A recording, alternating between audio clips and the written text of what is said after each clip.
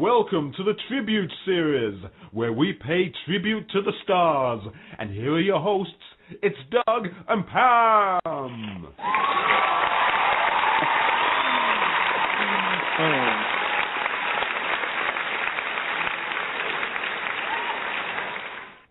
Oh, I have to laugh at that every time. I can't help it. Anyway, welcome to the Tribute Series. I'm your host, Doug, and I have my own little drop-dead diva with me tonight. She is Pam, my co-host. Pam, welcome to the show. I have to start thinking of names for you. Okay. Well, you have to be the one that starts the show to call me names. So by all means, you can definitely lead in the show. Mm-hmm. So how are you today? Good. I'm always happy when we have a guest. Yeah, especially when they're handsome and talented like our guest Adam tonight, right? I know. Yeah. Is this where I chime in and say thank you? Oh yeah. By all means, you don't have you can just listen to us talk about you, boost your ego. Anyway, our guest is Adam Harrington tonight, and he, as you can tell, is on the phone with us. So welcome, Adam. Thank you very much. Thank you for having me. It's good to be here. Oh, no problem. She had mentioned that you were going to be on Drop Dead Diva. Is it this coming week? This coming Sunday. Okay. Yeah. So I will definitely. I've missed a few episodes. I got to go get caught up, and then I can see you on my television, because I do miss you on my television, because Secret Circle is no longer with us, and Queer as Folk is no longer with us, and those were two of my favorite shows. Oh, really? Yeah, those were. And you were fantastic on your arc in Queer as Folk, I must say. I missed that show. That was a classic, beautiful done show, and we needed that for our community. We needed something like that, and you definitely came in right there at the end of the series and showed your stuff, per se. Well, I love his little suit thingy he wore. Oh yeah, that was rage. The trick of that suit was it was a metallic spandex, and anything the suit touched, it would rub off. So I couldn't. Once I was in that thing, I couldn't really sit or anything. Mm-hmm. And we had to get me on set. The other thing is that it was skin tight. Yes, it was obvious. But I'm not sure what was in there, if that was you or not. But I had some padding, but I thought I was going to be able to get away with some underwear, and that just wasn't going to happen. So there was some stuff done to keep the censors at bay, but that was pretty much it. Yes, when you made your appearance, I was like, pause, rewind, pause. Well, thank you. I'm very flattered.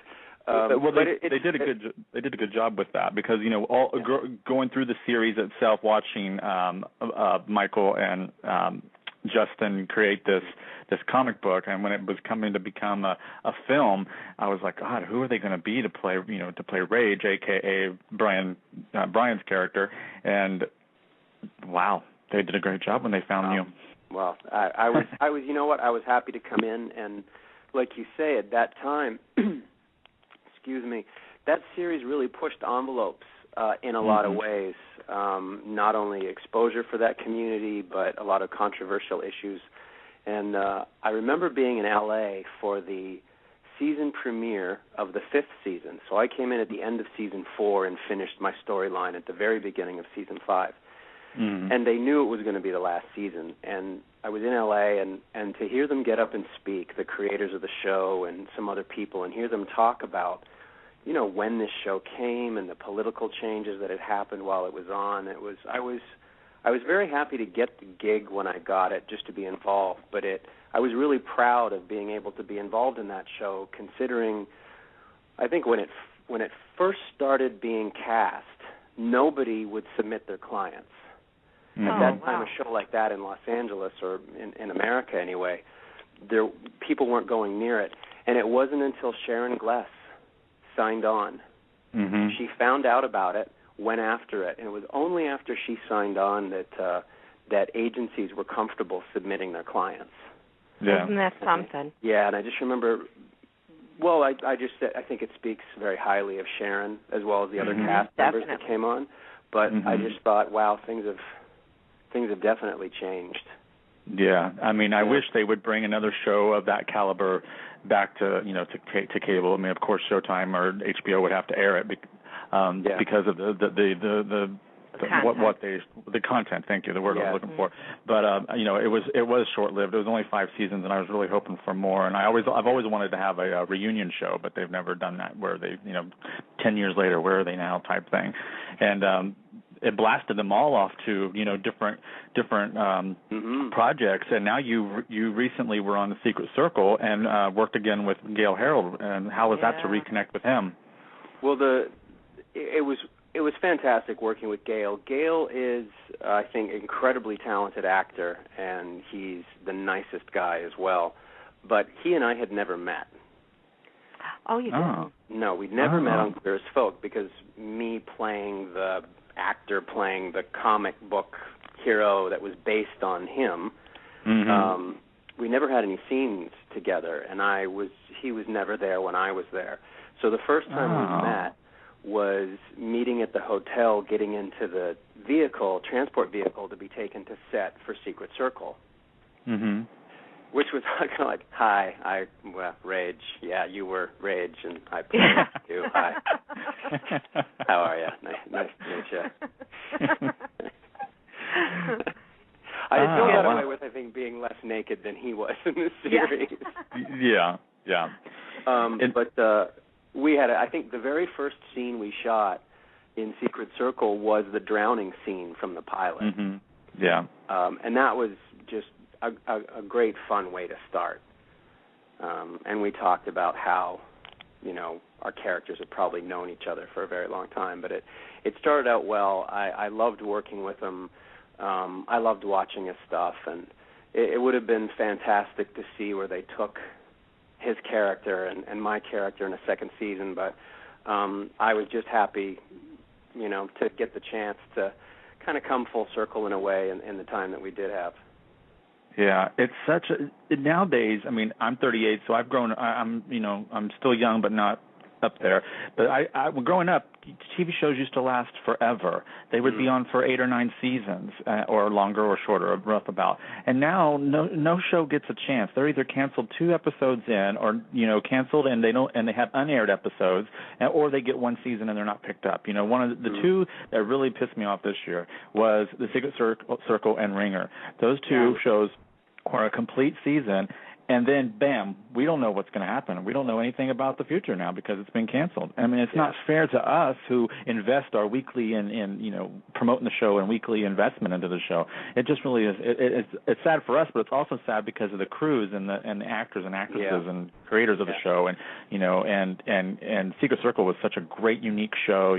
Sort of like the Craft and I look in your resume, and you've done a lot of these like sci-fi type guest stars as well. So you really must like that type of thing, or hey, that's just the job that came about that time. I'm not sure which is which, but you've done a lot of like Star Trek and a lot of the other type of shows, Millennium or something. I believe that was one of them. I did. Millennium was one of my first. Well, I lived for a while in Vancouver, Canada, and I'm not sure if you know how much is filmed there, but Vancouver has a lot of sci-fi stuff. I think the geography is good. It's raining. It's dark. Even the architecture is slightly surreal and modernistic, and I think it lends really well to sci-fi. So when you're living there and working, you can't help but end up working on a lot of sci-fi stuff. Yeah. And X-Files up there too? X-Files was, I think the first big series that came out of Vancouver, and I could be getting this wrong because it's going back so far, was MacGyver. I know that X-Files, when that came along, it was the first big hit award-winning series that I think Vancouver had.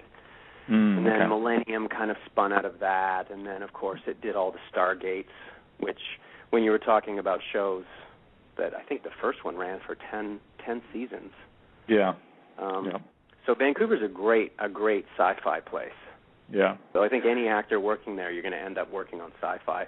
Do I kind of seek it out? I don't think I'm quite there career-wise yet to say I will only work in this genre. But they've been great opportunities for sure. Yeah, that is definitely for sure. How was it working with Thomas Dekker? I'm a huge fan of his. Thomas is, I think the very first time I was on set with him, he's such a pro and he's been at it for such a long time. It was obvious. And then it would just, I don't think we even talked that much about our relationship because I thought that our relationship was so well written. A lot of it had to do with what's not said. I mean, there's a lot of times it became this pattern of he asks me something and I don't answer him and he walks away. Yeah. But I think our first scenes together were so nicely written and so much was kind of on the page that we just kind of both walked into it. And then we, reminisce about old movies. He's an old movie buff and a phenomenally talented musician as well. So, but you can tell I think he's been working since he was 4. Yeah, he has. It's amazing. And speaking of his music, I mean, not many people know, unless they're really hardcore fans, know about his music. And his album that he has out is just phenomenal. I mean, it's so unique and different than a lot of the stuff that's out there. And he's just multi-talented. He's one of those actors that can just do so many different levels. And he was so great in this show. And then, so hopefully, I hope he gets another pilot as well. And I hope you get another pilot as well. Because we need more Adam. I don't think he'll be lacking for work. I think he's so talented in so many different areas. I think in a way, he's easily cast, but also very unique. Yeah. And I think that bodes well for a very long career. Yeah, definitely. Now going back to Queer Spoke for a second, there was some graphic scenes in there. How are you able to go into that mindset to perform those type of scenes? Because it must be interesting and tough and different than anything you've ever done before. Well, bourbon is a great motivator. No, I think I only had one sex scene. Yeah, with the character of Justin. Yeah, with the character of Justin. The irony, of course, is when they filmed it. It was filmed in, for your listeners, it was shot in, I think, a kind of a generic hotel room or someone's bedroom or something like that. But we didn't actually have one because where they were shooting, I think in similar episodes, they were at a giant pool party in L.A. So they just built a bedroom in the corner of the pool party set. Oh, wow. And then kind of had a closed set. And then they came and talked to us and just said, I think if anything, the fact that it didn't have to be a lovemaking scene, it was just kind of almost like sex for sport. Yeah. That they said, listen, it's just intense. Just go at it. Don't have to worry about being emotional, or it doesn't have to be loving or tender or anything like that, or sentimental. And I think in some ways that helped, because when they yelled action, I just think we both kind of put the blinders on and went for it. Oh, that's great. And, do you ever I know they didn't have to shoot the scene for very long. Oh, okay. It was rather cold. And, of course, he was an absolute, such a sweet guy and so nice to work with, because I think that was the first scene we had together. Yeah. They always seem to do those at the most uncomfortable point. Yeah. Oh, of course. Of course. Yeah. Gosh, I missed that show. I've got the box set. I'm going to have to go back and watch it again, because it was just really good. And we, for our community, we don't get a lot of shows like that, and Will and Grace, did wonders for TV viewers to feel more comfortable with things that they're not comfortable with, and now we have Modern Family, who has a gay couple on there, and that's like number one show on TV. So I mean, years now down, it's been a 5, 7, 8 years since QAF went off the air, and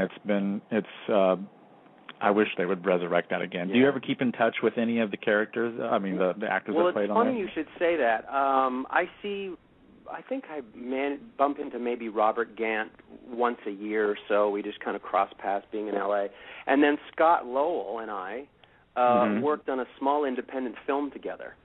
Oh, wow. What was the name of that one? It was called Dinner with Fred. It It's a true story, actually, about this Canadian farmer in the Second World War who can't go and fight and ends up he was the first person to use kind of natural methods to make agricultural products, like chickens grow faster using changes in diet and light cycles and all that stuff. But it revolutionized, because at that time there was a food shortage, revolutionized things. Anyway, the real man who did this, his grandson was going to USC Film School.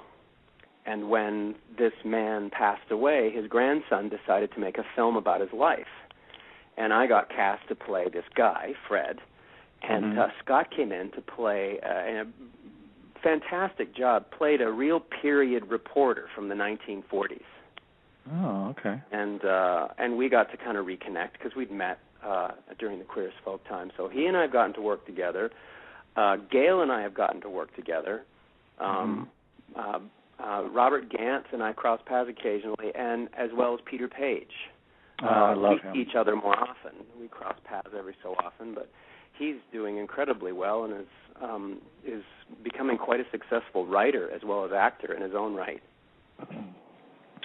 Yeah, he recently, well, not recently, a few years back, he did a movie about, I can't remember what it was called, but it was about being gay and getting the how other people perceive gays, and it was really a good show. I like to follow them where they go. Now, Randy, who played Justin, I haven't seen him in anything. I don't. He's like vanished. I don't even know where he's at. I think he works. From what I understand, he's kind of very, very busy in New York because I think he started from the theater and then kind of went back there as well. I know that. I think right after QAF ended, he was on stage on Broadway doing something. Yeah. They just recently did a reunion in overseas, and I watched the video clips on YouTube, and it was so cool to see everybody. I can't remember the girls' names, but the two lesbians, they interviewed them. Taya Gill and Michelle. Michelle, yes. Oh gosh, I love them. They Clooney, I think her name is. Yes, thank you. Yeah, it was just so good to see everybody after so many years. Yeah. Now I'm a big horror buff. Pam's a scaredy cat. She don't go there. Don't be telling I'm with you, us. Pam. Oh, good. And one of my favorites. When I go to the theaters, I always love them, but I won't go out of my way. For other people have to drag me. Oh, well then you guys can cuddle up and cover each other's eyes then. Yeah.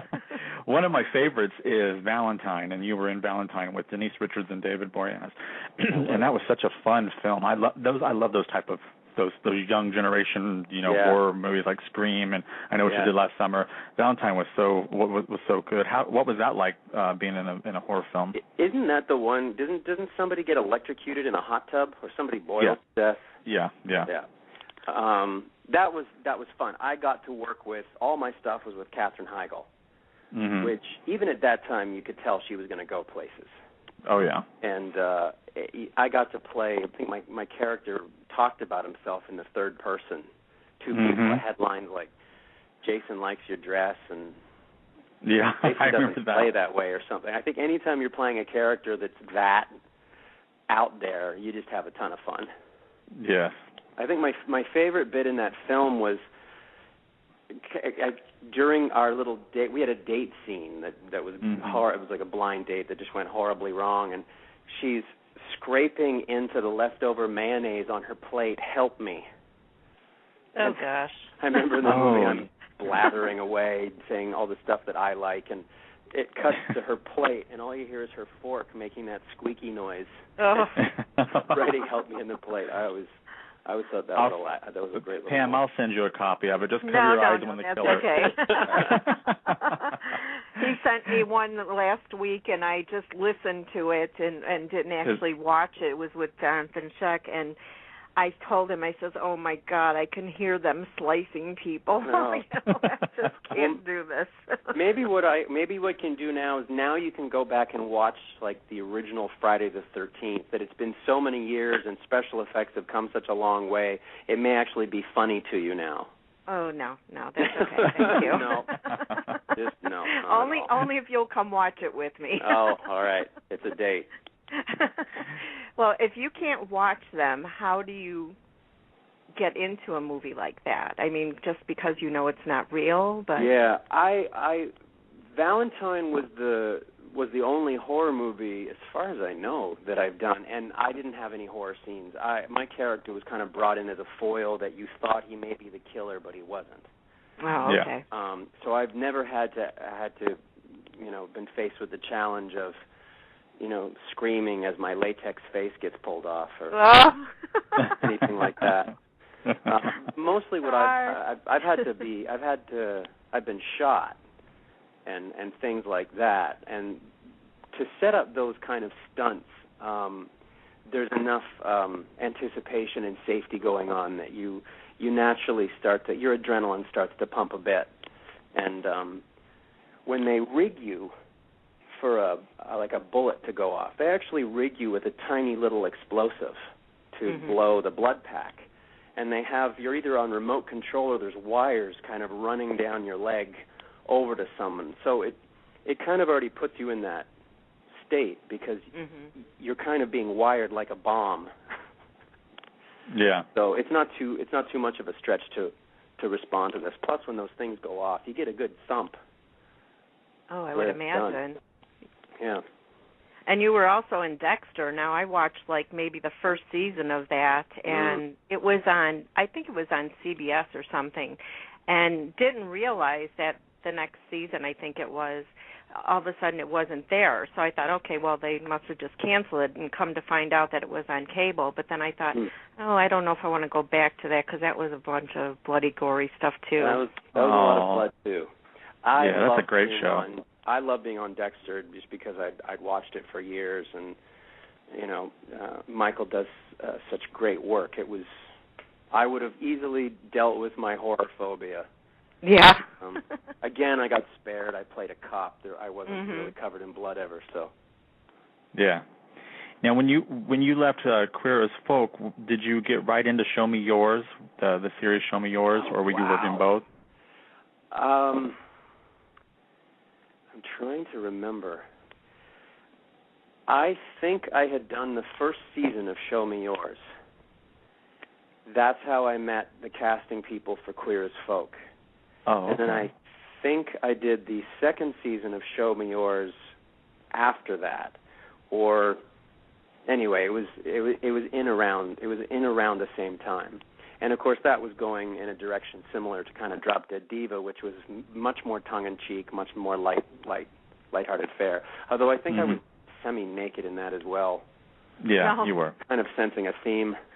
I didn't watch that, so maybe I need to find that. Yeah, I YouTubed it to see, and you were kind of naked. So I guess that wasn't on regular TV, was it? Was it on cable?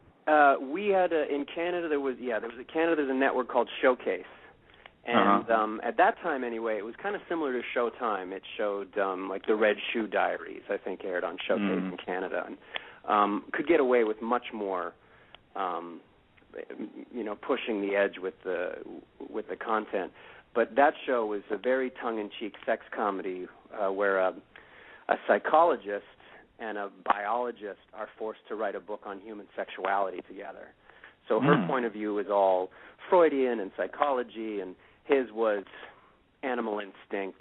People don't think, they do.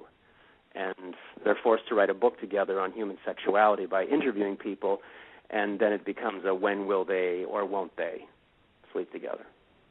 Oh, okay. Yeah, I'm going to have to look for that because I just looked up on Amazon, and you can buy the two series, the complete series. So I'd like to watch that because we didn't have that down here. And it's almost a mini series. They were only 8-episode seasons. Oh, okay. So it's only 16 in total, but it was a lot of fun. Of course, every week they would interview somebody new who was dealing with some sexual aspect of their life or the way they look at things or a relationship, and then, of course, we would argue about who thought what about the situation as a whole prelude to our own relationship. But that was shot in the dead of winter in Toronto, Canada, which is like Chicago in the wintertime. Yes. Yeah, exactly. I'm always yelling at Canada when we get the really bitter cold weather or a lot of snow or something. Keep it up there, guys. Quit putting it down here. Yes. A couple weeks ago, we had Seth Peterson on. He is from Burn Notice and on USA. Mm-hmm. And I did a little, foot and mouth thing. I was looking on IMDb, and a lot of the movies that people have been in, I haven't seen since they first came out. And it's been 10, 15 years. This movie that I was going to talk about with him was on, and he was in a movie that was called Can't Hardly Wait with Jennifer Love Hewitt. It was back in the mid-'90s. And on IMDb, it said Keg Guy. So, Pam, do you remember what I'm going to? You do what I'm going to say? Yes, I do. Okay. So I was like, oh, I see you were an extra in Can't Hardly Wait. And he's like, oh, well, thanks for calling me an extra. I had lines, I mean, he was just joking. And because when you see Keg Guy, that looks like just an extra part, or that you were just holding a keg or something. I didn't remember. It was 15 years ago. But anyway, he was funny about it and stuff. Well, I was just getting ready to ask you about one of my other favorite movies because it says Cute Guy.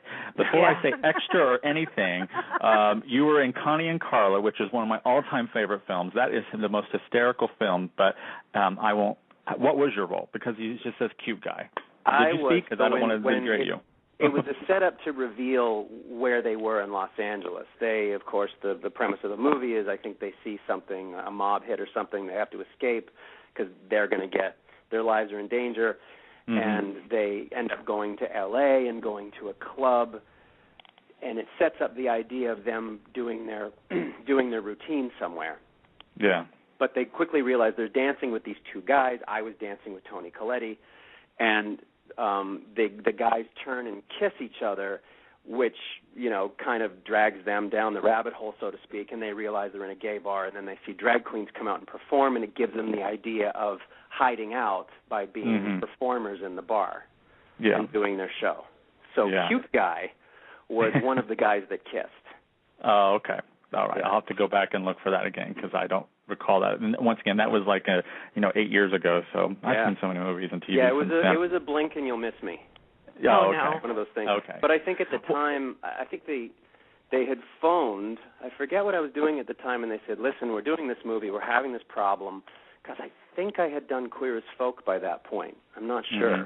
And they said, "Listen, we need two guys. We don't want to use just anybody because there is stuff to the scene and you're going to be with the two leads, but we need the guys to kiss, and we're having a bit of a problem finding people that want to do it because it's not exactly a lead." Mm-hmm. And I think I said, "Oh, I don't care. I think I had done Show Me Yours and Queer as Folk at that point, so I'm like, well, I'm not going to be sinking any ships by doing this. It would have already happened, so."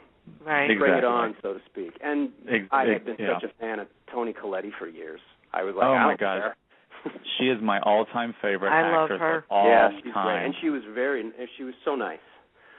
So nice and so sweet. And I'm like, I don't care. I'll dance with her and kiss a guy just to meet her. Yeah. Exactly. I mean, and did you know, and I don't know if Pam, that she sings as well. She's got a band. Oh, really? Oh, yeah. Yeah, she has a band called Toni Collette and the Finish, and there's only one CD out that came out maybe 6 years ago, and it is the most beautiful CD, one of the most beautiful CDs I've ever heard, and I wish she would make more, but, she's been busy with her last, with her movies and her United States of Tara, that's on cable, and so, but I hope she goes back to it. That's really good. But, yeah, she's phenomenal. I mean, I first fell in love with her when she was on the one with Bruce Willis, The Sixth Sense, when she was on Sixth Sense. That's my first caller. I remember that scene in the car where the kid's telling her about her mother, I think. Unbelievable. I remember thinking at that point she was just extraordinary. And, of course, Muriel's Wedding. That's the one I've discovered her in. I love that movie. That's one of my favorites. I remember that movie premiered at the Toronto Film Festival. And at that point, ABBA was still kind of everyone's dirty little secret. Yeah. Mm-hmm. It hadn't quite had it. Mamma Mia hadn't happened. It hadn't had a big resurgence. And I remember the director just kind of walked out front to everybody before the movie started. And all he said was, I hope you like ABBA. Oh, no. And let the movie roll. And, of course, it became this massive success. Yeah. Now, when you got cast for The Ugly Truth, you were able to were you able to reconnect with Katherine Heigl that you did Valentine with? Yeah. We were, of course, at a fantastic location in Temecula, California, at their balloon festival, which happens every summer, and I'd come to set to do my stuff. I was only there for one day, but of course we reconnected and joked a bit about how far we've come since Valentine and how much things have changed and all that stuff. But again, very, very sweet, and nice to work with her again, and nice to kind of play with her again in that comedy vein. Mhm. She does comedy very well. Yes. What's that? And she's done. Oh, go ahead. I said she does comedy very well. She does do comedy very well. She really suits it. I think just because her, from the 2 times that I met her and got to spend some time with her, kind of very, very good sense of humor, very eager to enjoy finding laughs and stuff. Yeah. When we book someone and I go through and I do all the research and take all my notes and stuff, I'm always like, it's like 6 degrees of separation in Hollywood, I swear. It just seems like one person that I love, you've worked with almost everybody. You were in a film with one of a great actress and actor, Mila Jovovich, Faces in the Crowd. And that movie was so trippy. And Pam, it's not really horror; it's more of a thriller. And I'm going to send it to you, and you're going to watch it, okay? Okay. But I need and it's also got Julian McMahon in it, who was from Nip Tuck and Daytime as well. But I don't remember. It says your name was Bryce number 8, so I don't know if you were a face, one of the faces that she was seeing, or what was her role? I haven't seen the finished product movie, so I can finished product of the movie. So I know what we shot though. Early on, I of course play the setup for this movie is that she witnesses a trauma and loses the ability to recognize people's faces, which is a genuine diagnosable problem. Mm-hmm. So I think in the first chunk of the movie where we're making love, and my face keeps changing to the different prices. Yes, and I remember now. There's a scene somewhere, I think there's a court scene, or I'm meeting her somewhere. It happens a couple of times that I'm running into her, and I'm just one of the many faces that are confusing her. But I remember we did have a bedroom scene. Mm-hmm. And again, I thought, I see a common thread here. Yeah. Something's happening. People like to see you naked. I mean, and if any listener wants to really go and see him naked, you can YouTube Connor James from Queer as Folk, and there's a clip of all his scenes put together in one. Boy. Well, someday I'm going to look back when I'm 80 and, as we all should, and think, I don't know why any of us ever wore clothes. We all looked fantastic when we were younger. What do you do to keep in shape? I exercise, go to the gym, do yoga. I really enjoy surfing, so I'll do that a lot. But, in my family, we're all very athletic. I think we're just hardwired to want to exercise as a way of feeling good. And then, of course, being in this career path, you recognize that in order to be marketable, depending on what categories you fall in, it's good to stay in shape. And so what can you tell us about, if you can, about your role this week on Drop Dead Diva? I can tell you many things. I can tell you that Joan Rivers is coming back. Yes, in this episode, and she's fantastic in it. I can tell you that the character of Owen returns. Yeah. Now, if you've been following the season, Owen proposes to Jane and then disappears. Well, this episode is when he comes back, and it's a big, big, big twist in the plot as to why he was away. Is he already married, I wonder? I know you can't tell me, but these are thoughts that go through my head. I know you can't. I'm watching it anyhow. I love that show. Me too. Good. I think it's a fantastic show. Brooke Elliott is. I'm surprised she's not nominated for what she does. The whole cast is fantastic. Mm-hmm. But I would not have. I could never have guessed what happened. Why he went away. Oh. God, can we get to Sunday already? Goodbye. I know, right? I want to see it. It's a big twist. Yeah. And what role are you playing? I come into the episode, I come into a lawyer that's going against Jane in a case. Jane is defending, on top of all that stuff going on, Jane is defending a woman who is eating her dead fiancé's ashes. Ew. Oh, my God. Gross. Yes. And I'm playing the lawyer who is representing the boy's mother. And she's trying to get the ashes back. But it's a fantastic case.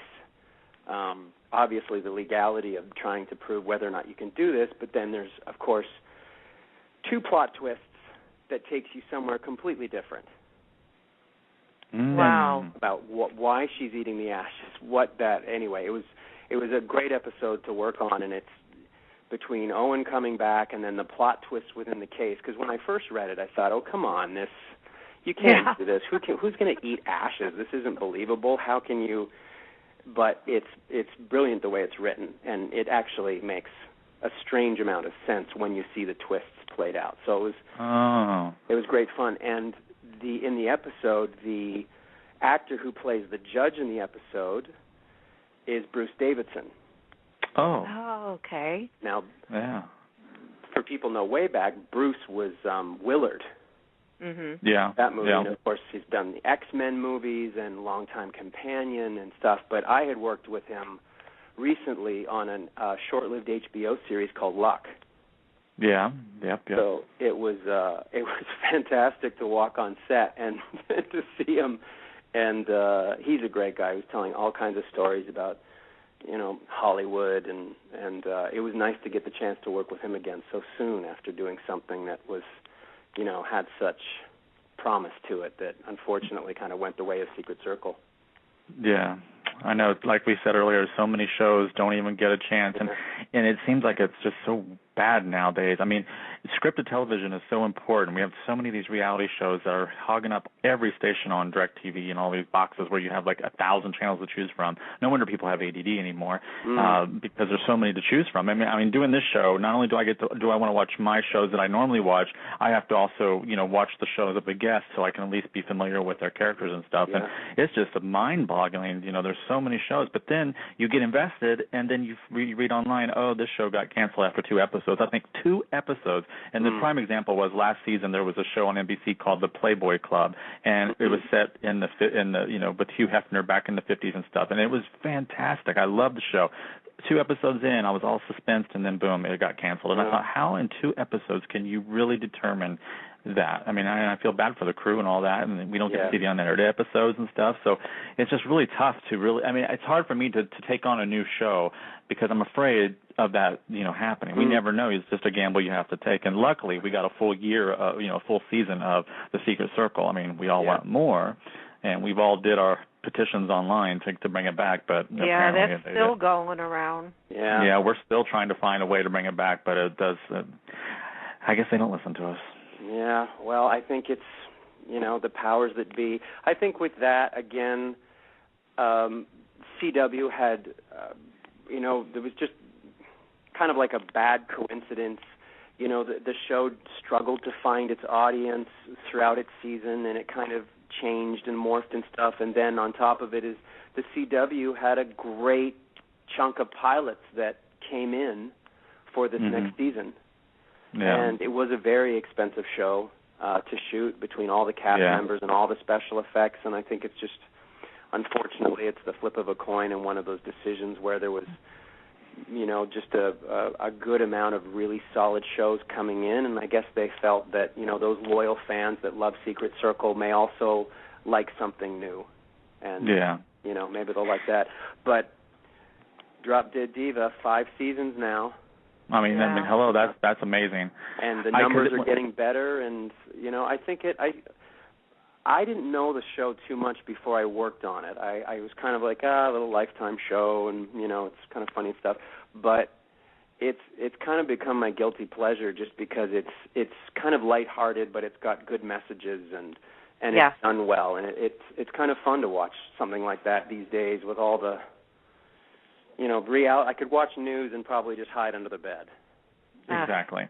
Yeah. I watch the news to get the weather, and that I don't even do much anymore because I just look on my phone to see what it's going to be like because the news is too depressing. So we want, things that, escapism. We want that. Yeah, like, the sci-fi element of Secret Circle, everybody's witches, and, those great universal themes of teenage adolescent angst and how it comes out. And then, again, with Drop Dead Diva, the idea that you had this kind of vapid model who comes back, very good-looking vapid model that, goes to heaven and gets sent back to Earth into the plus-sized smart body of a female attorney. Yeah, and I can't even imagine anybody else playing Jane. I mean, I think she's just perfect for this role. Yeah, she was great and lovely, absolutely lovely. Yeah, and Margaret Cho had to be hysterical on set as well. I know, and she's nominated. She's got an Emmy nomination. I saw that. That's amazing. For Kim Jong-il, I think, on Saturday or on 30 Rock. On 30 Rock, yeah. Yeah. This week hysterical. She's calling herself Lady Bodacious, and she wants to start a rock career. And she actually has a fantastic voice. Yeah. Yeah, she has an album out. Historical references to Lady Bodacious and what it meant, and she's honoring that and bringing it to life. So she's hysterical. Yeah, and that was a show. Drop Dead Diva was one of those shows where I thought the premise was like, okay, how could this last that long? And then I'm just surprised. I mean, I'm just, every season, finale, and then the next season it's like, oh, wow, more twists and more interesting factors are built into it. So I'm so glad that Lifetime has given it a home. And too. Oh, yeah. I'm just, everybody is coming in to do the show. They just had, I forget his name. He came on, Nip Tuck, not Julian, the other actor.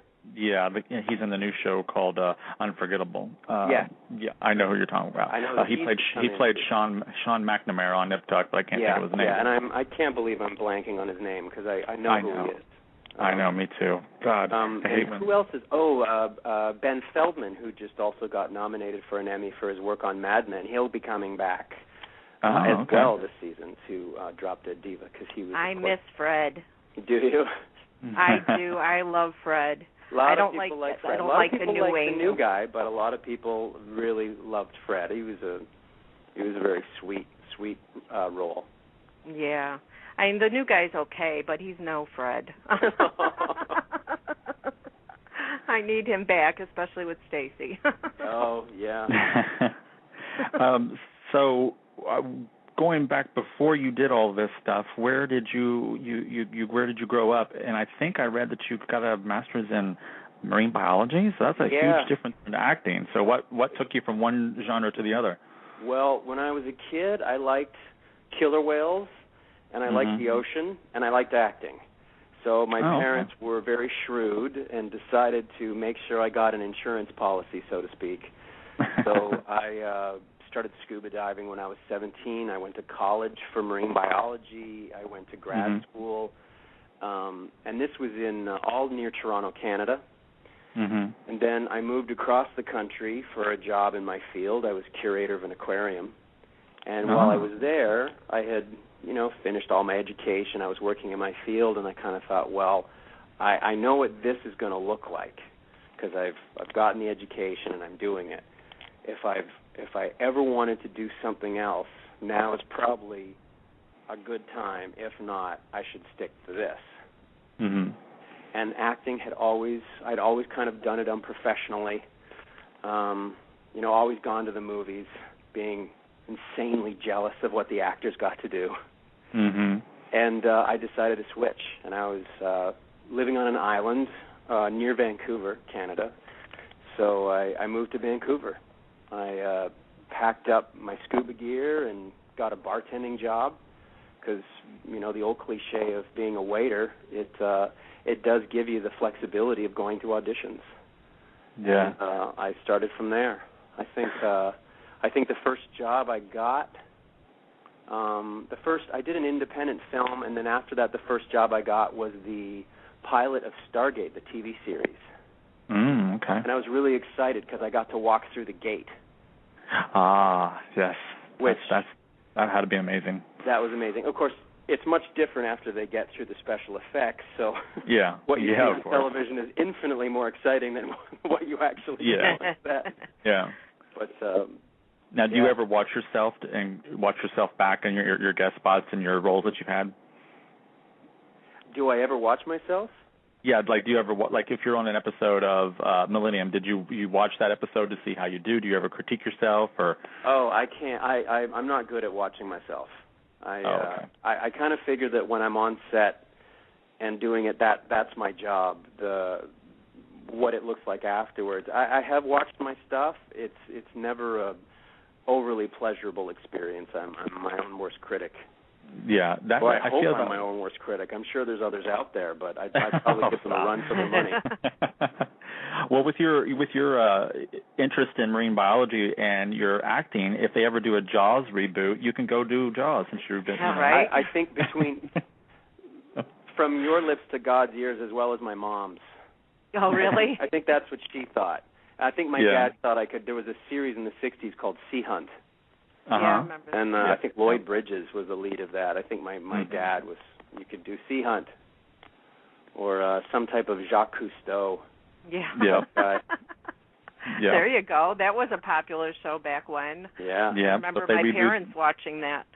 Yeah. Yeah. So hey, you've still got a long career ahead of you. So I hope to see you in a nautical role. That would be. It would be a blast. Yeah. It wouldn't be a heck of a lot. Those are one of those. I mean, there are many jobs where I feel very blessed and very lucky to do what I do and get paid for it. And I'm always so touched when something I do, somebody responds to it and it makes them laugh or cry or be afraid of me or whatever. It just gives them an enjoyable couple hours entertainment. But yeah, I think if I was ever in that position to do something like that, I would really be just feeling I can't believe I'm getting paid to do this. Yeah. Now, are you a video gamer at all? I worked on one video game, but I think prior to that, the last time I played a video game, I think was Space Invaders at a corner store. Me too. Really? Yeah. Yes. That was after that they got too complex, but just moving the thing back and forth and shooting, that I can do. Or those point and shoot games, I can do that. Right. But. Yeah, like Duck Hunt with the Mario Brothers. Yeah, that's about it. I think even when I still hear, like if I see old footage and I hear the sound from Space Invaders, I can still smell like a corner store, like Joe Louis and chips and Twizzlers or candy, chocolate. Now, bar. what was your? Now that I'm talking to you, your voice sounds familiar. Which video game did you do? I did a game called L.A. Noire. That's it. Okay. Because really? I played that, and I loved that. No, and you didn't. Yeah, I played L.A. Noire. I love those play? open-ended games like that. And I keep hearing you, and I'm thinking, God, I mean, I know you from TV, but I was like, I just played that maybe 6-7 months ago or whenever it first came out, and I was just like, God, you sound so familiar. Yeah, I think you played, I can't remember offhand. I was Roy Earl. Roy. I was the cop that everybody, apparently in the gaming world, everybody wanted to run over with a car. Yes, I tried to. Well, and good failed. for you. I did my job. Yeah, you did. You did great. Oh, that's so cool. I see. That's what I'm saying. 6 degrees of separation. Because Pam, the video games nowadays, Pam, are very updated. They're like movies, and there's a lot of acting per se in them.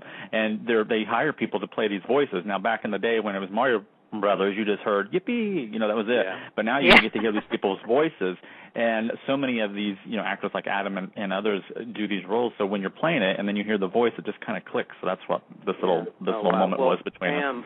This was a video game that we shot over the course of a year that's set in L.A. in 1940s, and it's a crime-solving game, kind of paying homage to like the Naked City series and all those, the Maltese Falcon, that style of noir. Mm-hmm. But the technology they used in the game, they actually figured out a way to film the actors. So we don't have dots on. We're in a suit that has the dots on it, but then what they do is they actually film your face with no dots or anything like that. They film it with a room full of cameras. And from there, they create a 3-dimensional video image of your face. Mm. And so it was groundbreaking technology. So when you're watching the game and you're watching the characters perform, you are watching exactly what the actor was doing on the day it was recorded. There's no other animation to the face at all. Wow. So in this game, Pam, you had to interview people and based on their facial expressions figure out if they were lying or telling the truth or being evasive or so. Well, my kids play a lot of those games, and so does my husband, so I'll have to ask them if they played that one. I have no clue. If they did, I'll have to take a look at it, but it sounds interesting. Yeah,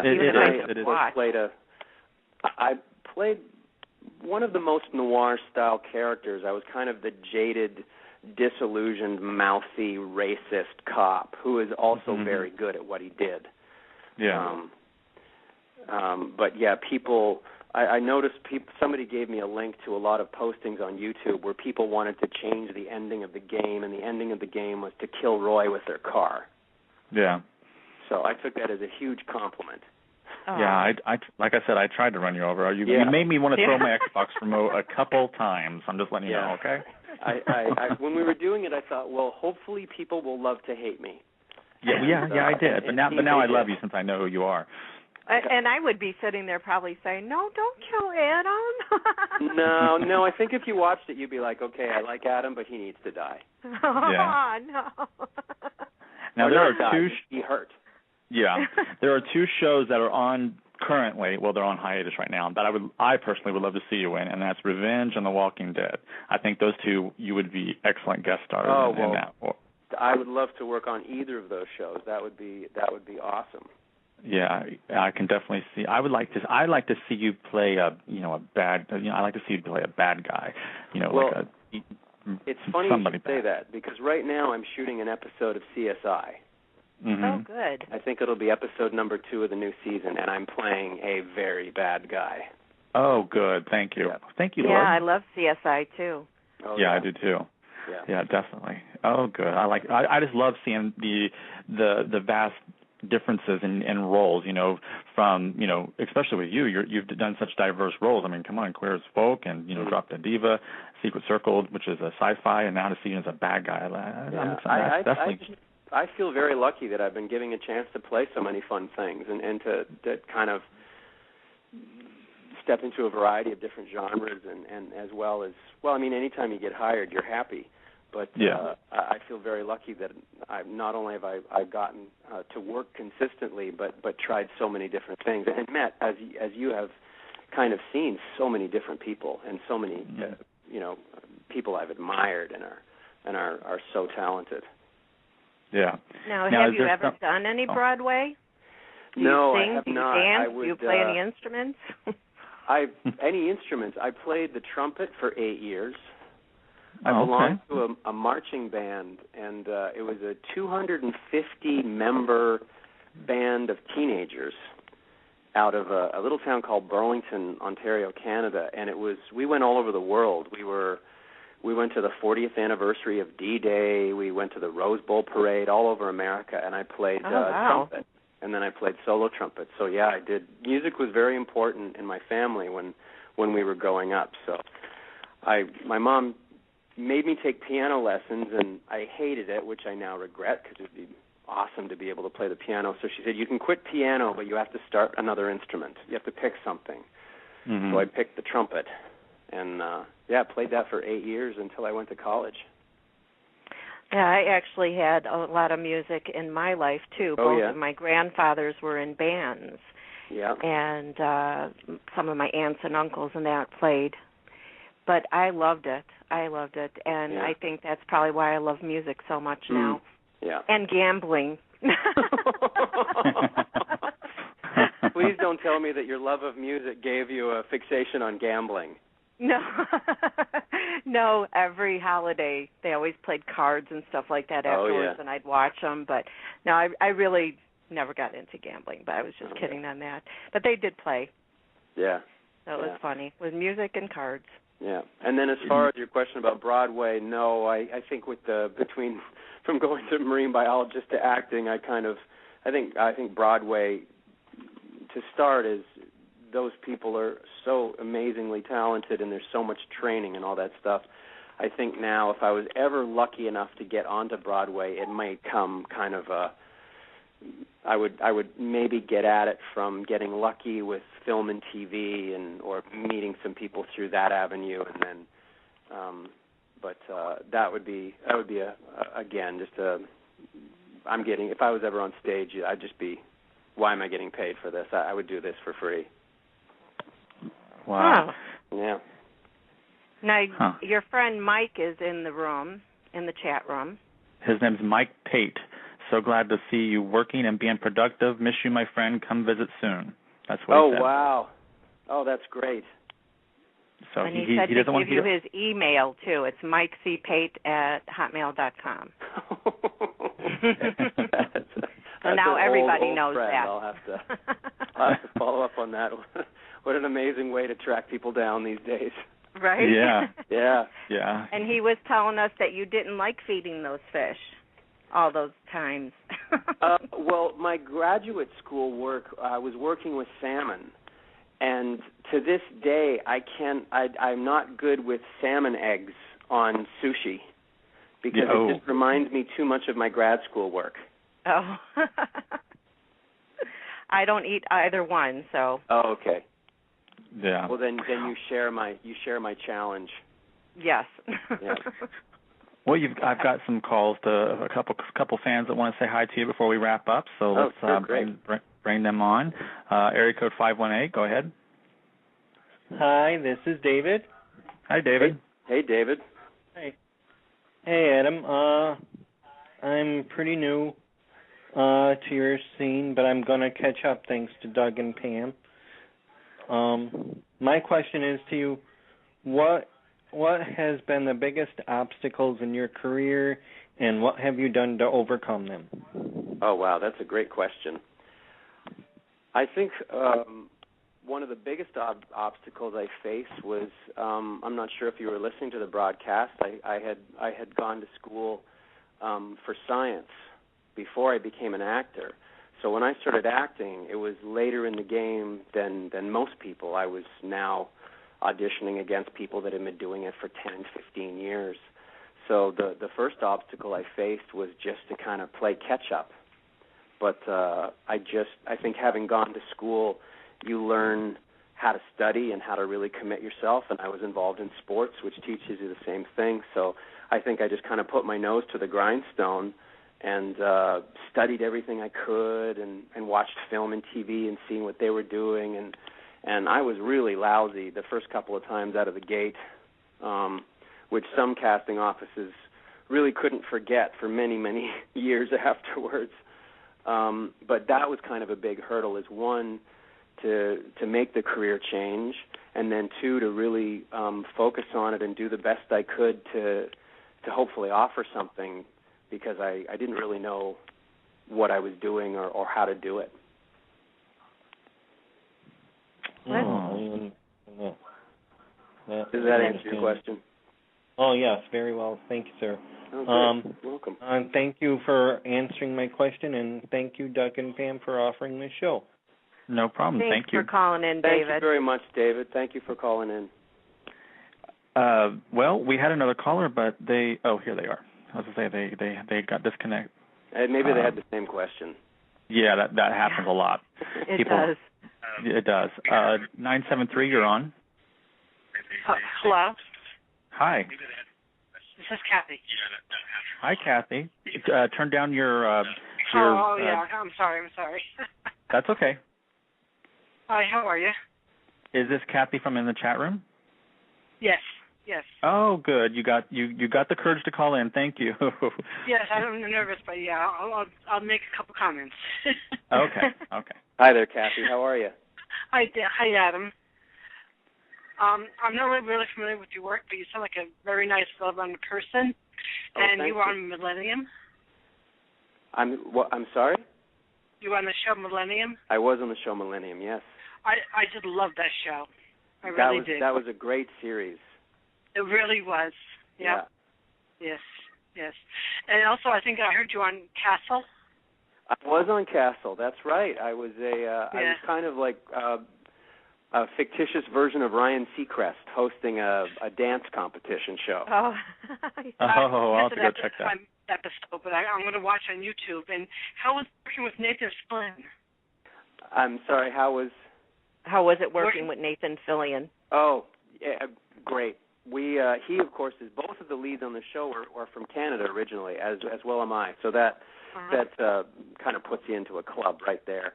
But they were both great, lots of fun, great sense of humor, very, very welcoming, very generous, and I had an amazing time. I had an amazing time working on that show. Because he was on One Life to Live, and he was a great actor. Oh, I bet. Yeah. Yeah. And he embraces where he came from, and that's what we love about him, too. That's good. Well, thank you for your comments, Kathy. Okay. All right. Never be nervous. Never be nervous to call in. Okay. Thanks for calling in, Kathy. You're welcome. Bye bye. Bye-bye. Yeah, we get a lot of people who are just so starstruck and shy and scared to call in, and people don't realize, well, we're the host of these shows, and we're just as the same way, and we have to come across as professional as possible, but inside we're going, oh my God, we're on the phone with Adam, Yeah. So I mean, well, I was really happy that you guys wanted me on the show, so I was flattered with that. Yeah. Oh, yeah. I mean, we're huge fans, and like I said, I first saw you on Queer as Folk, and I've come to see all your other stuff, and now I'm going to go back and YouTube and Netflix and whatever else I can do to see the rest, and help Pam as well. In the chat room, Mike says, where did Adam get his confidence? When I first saw him on TV, he was floating around naked with a pretty girl on a spaceship. Not confident, but a great job. These days, he looks solid and confident. What changed for him? Oh, boy. What TV show was that in? There was a TV series called The Outer Limits. Oh yeah. And I did 3 of those shows over playing different characters, and that was I think the very first time I did it was about the time that I did Stargate.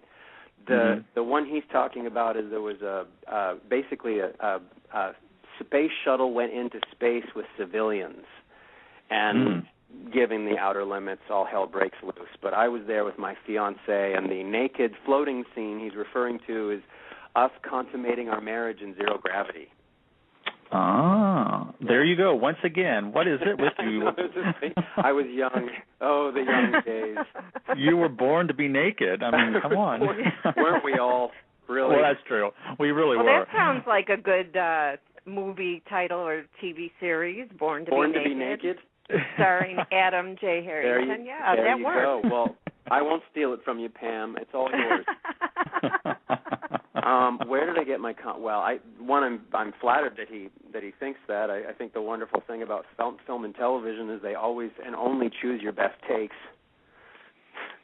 So you can seem very confident, but I think it's like anyone in their life. I think the longer you do something, the more comfortable you become with it, and hopefully the more sure we are about taking risks and taking chances. I think that's a big part of it. And then I think it's just a matter of, we grow up, we're around longer. I think there's a confidence that just comes as every year goes by, whether you're 5 or 10 or 20 or 40 or 50.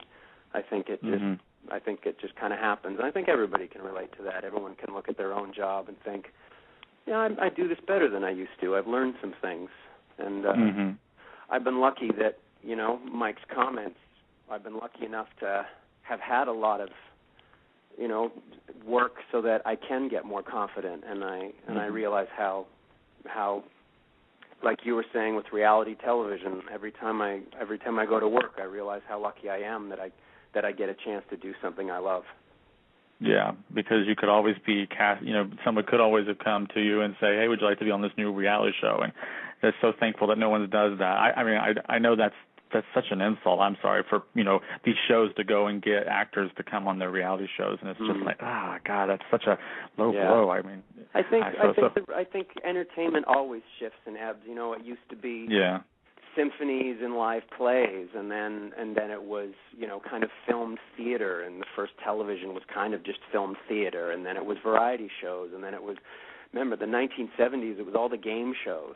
Yeah. And the 80s came with like the Miami Vice and the nighttime soap. So I think I think reality serves a place. People like to be entertained. They want to see people like themselves, but I appreciate what you're saying. I would love to see more scripted television, but the scripted television that's out there is really good. Yeah. And I think TV today is really giving film a challenge or a run for its money, because there are some great shows on television. But like you say, sometimes you get hooked to one, and then it's at the mercy of whether it's going to continue or not. But yeah, well, I could do without the Kardashians and Snooki. That's all I got to say. I don't want to see them on my television. Yeah, I don't want to see them on the computer. First on my TiVo. Exactly. But it's there for somebody, and that's the great thing. Yeah. I can do something that hopefully somebody likes, and there's stuff there for everybody. Yeah, but I prefer that a talent be famous for their talent, not being famous for being famous. That's just my thing.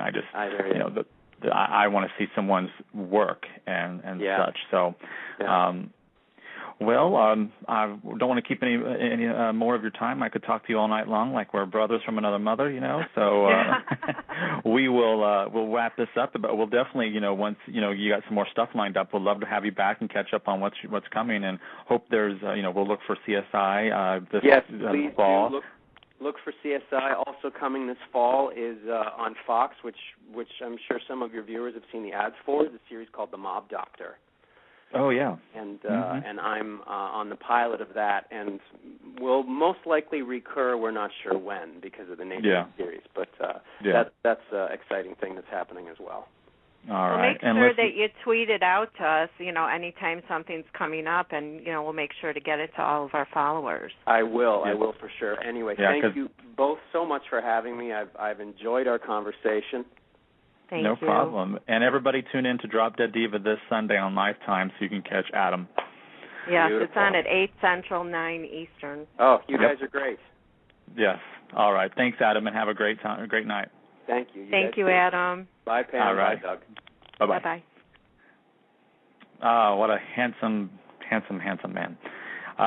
That was Adam Harrington, Adam J. Harrington. There must be another Adam Harrington out there, because usually when they put the J in their name, that means there's another one out there, because you can't have the same name as somebody else. Anyway, so thank you so much for tuning in tonight to the Tribute Series. You can follow us on Twitter at Tribute Series, and you can also go to our website, www, however many W's you need, thetributeseries.net. Make sure you go to .net, not .com. That's somewhere else. That's somebody else.